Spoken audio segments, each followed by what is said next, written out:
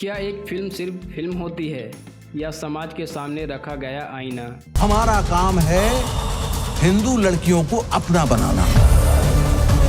The Kerala story 2 release से पहले ही विवादों में घिर चुकी है। बच्चे तो होंगे ना, वो किस रिलीजन को फॉलो करेंगे?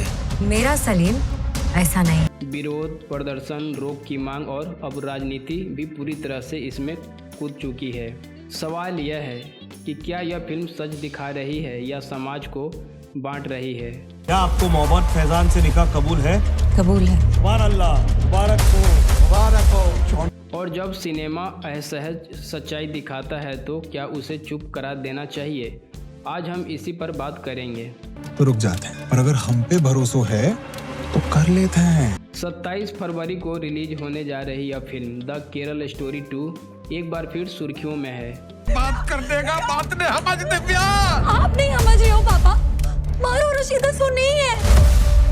पहली फिल्म की तरह यह भी लव जिहाद जैसे संवेदनशील मुद्दों पर आधारित बताई जा रही है। रिलीज से पहले ही इस फिल्म के खिलाफ कई जगहों पर विरोध शुरू हो गया है। कुछ लोग इसे समाज के नफरत में फैलाने वाली फिल्म बता रहे हैं तो कुछ इसे एक जरूरी सच कहने वाली आवाज। भारत की 8.5 करोड़ अनमैरिड हिंदू लड़कियां अब उसका टारगेट है। इसी बीच भारतीय जनता पार्टी ने खुलकर फिल्म के समर्थन में मोर्चा संभाल लिया है। बीजेपी आईटी सेल के प्रमुख अमित मालवीय ने सोशल मीडिया पर बयान देते हुए फिल्म का बचाव किया है। तो आखिर यह पूरा विवाद क्या है, आइए विस्तार से समझते हैं। द केरल स्टोरी 2 की कहानी कथित तौर पर उन घटनाओं पर आधारित बताई जा रही है सलीम के प्यार में मैं इतनी ब्लाइंड हो गई कि मैंने अपना सब कुछ खो दिया, जिनमें प्रेम और धैर्य के नाम पर युवा महिलाओं के साथ दुर्व्यवहार, दबाव और कट्टरपंथी की बातें सामने आई है। फिल्म के ट्रेलर के सामने आते ही विरोध शुरू हो गया।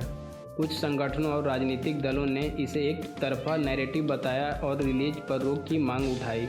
उनका कहना है कि ऐसी फिल्में सामाजिक सौहार्द बिगाड़ सकती है और एक समुदाय विशेष को निशाना बना सकती है। दूसरी ओर फिल्म के समर्थक का तर्क है कि अगर समाज में कुछ गलत हो रहा है तो उसे सामने लाना जरूरी है। उनके मुताबिक सिनेमा का काम सिर्फ मनोरंजन नहीं बल्कि जागरूकता फैलाना भी है। यहीं से यह बहस और तेज हो गई। क्या यह अभिव्यक्ति की स्वतंत्रता और यह सामाजिक जिम्मेदारी का सवाल? इसी विवाद के बीच बीजेपी आईटी सेल के हेड अमित मालवीय ने सोशल मीडिया प्लेटफॉर्म एक्स पर फिल्म के समर्थन में पोस्ट किया। उन्होंने कहा कि द केरल स्टोरी 2 सिर्फ एक फिल्म नहीं बल्कि एक चेतावनी है। उनका कहना है कि वर्षों तक लव जिहाद को मिथक बताकर खारिज किया गया, लेकिन समय समय पर सामने आई घटनाएं कुछ और ही कहानी कहती है। उन्होंने दावा किया कि प्रेम और धैर्य के नाम पर कई युवा महिलाओं के साथ दुर्व्यवहार, दबाव, कट्टरपंथी और तस्करी जैसे घटनाएं सामने आई है। अमित मालवीय ने यह भी कहा कि यह कोई षड्यंत्र सिद्धांत नहीं बल्कि उन विचारों के वास्तविक अनुभव है जिन्होंने चुपचाप पीड़ा झेली है। उनके मुताबिक जब सिनेमा ऐसी असहज सच्चाइयों को दिखाने का साहस करता है तो स्वाभाविक रूप से विरोध का सामना करना पड़ता है। उन्होंने साफ शब्दों में कहा कि गुस्से से सच्चाई को दबाया नहीं जा सकता, कहानी बताई जानी चाहिए। बीजेपी का यह समर्थक विवाद को और राजनीतिक रंग देता दिख रहा है। अब सबसे बड़ा सवाल यही है कि क्या किसी फिल्म को सिर्फ इसलिए रोका जाना चाहिए क्योंकि वह असहज सवाल उठाती है? लोकतंत्र में अभिव्यक्ति की स्वतंत्रता एक मौलिक अधिकार है, लेकिन इसके साथ सामाजिक जिम्मेदारी भी जुड़ी होती है। फिल्म के समर्थकों का कहना है कि अगर कुछ घटनाएं वास्तविक है तो उन्हें सामने लाना गलत नहीं। विरोध करने वालों का तर्क है कि अधूरी एक तरफा प्रस्तुति समाज में गलत संदेश दे सकती है।